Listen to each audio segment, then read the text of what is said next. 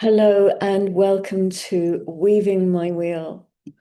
We have reached gate 13, the fellowship of man, the gate of the listener.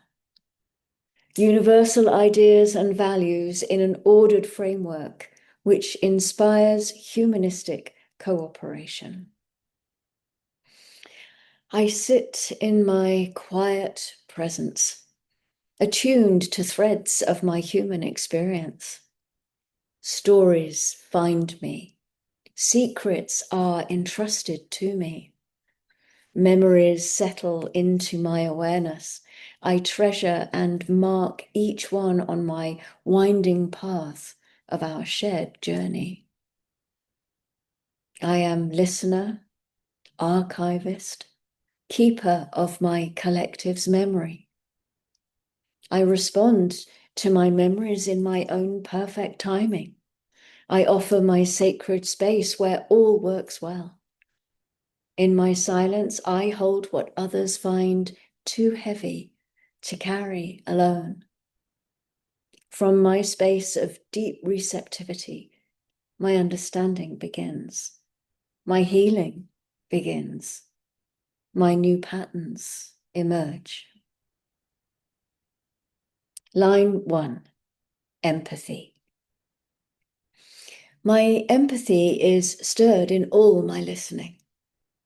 Intuitively, I deeply feel private experiences kept silent by others, creating our emotional connection before our words are spoken aloud. My knowledge, my true knowing, feels and connects before I understand and respond. I experience my emotional currents, and in my stillness, I begin to listen.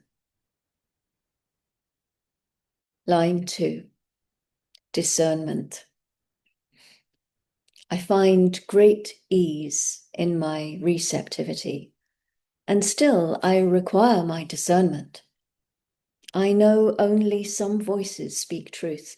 I know only some stories serve my clarity. I learn to recognize what muddles me and what resonates within me. Some voices weaken my inner security, so rather than blindly absorb all stories, I wisely choose which voices are for me. My discernment protects my energy and preserves my integrity. Line 3, experimentation. Through my discoveries and interactions, I clearly see my power reigns supreme within my boundaries. Sometimes I overwhelm my listeners with my stories, and sometimes I spark transformation. I adapt through my experience, refining how I listen, what I allow in, and how I integrate what is shared with me. I feel tension when I hold too much, and I find my resilience as I adjust. Line 4, influence. My stories ripple outward. Through my connections, I shape my collective's memory, framing and offering structure for how others feel received and held. At times, I grow weary, and I honor my requirement for rest.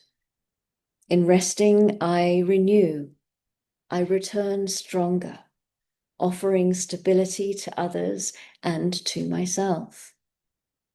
My presence projects my kindness and my wisdom. Line 5, the Savior. Sometimes my listening calls me to act. I carry my practical solutions in response to stories I hold. Others project personal desires onto me, expecting me to offer rescue. And still, I know my service remains true in my understanding.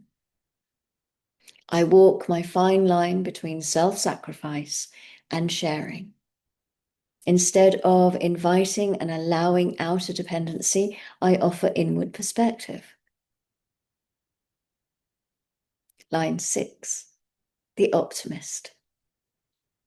Over time, I witness my patterns, how my pain contributes to my enthusiasm, how my stories perpetuate my wisdom.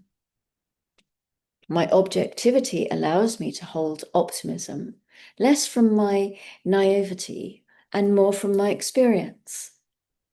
In my past, I chose to either bypass or cling to my suffering. Now I honor all my experiences and illuminate my path forward. I listen freely. I listen with equanimity, to hold court in my silence and to honor stories in conscious neutrality. In my stillness, I bridge my past and my future, my story and my purpose. Past confusion teaches and leads me. I embrace my reflections. My listening calls forth my clarity. My presence offers peace. I come from my approach, my wanting, where my longing stirs my awareness of my perceived lack. Now I sit as listener, where my memory, my reflections, and my presence weave my understanding from what was into what truly is. Ahead, I find my revolution, where my gathered truth becomes my catalyst for my meaningful transformation. My question remains, will I listen deeply enough to hear my truth, to allow my change to ignite within? My answer awaits as my journey continues. Thank you for journeying with me. I will see you next time. Go gently.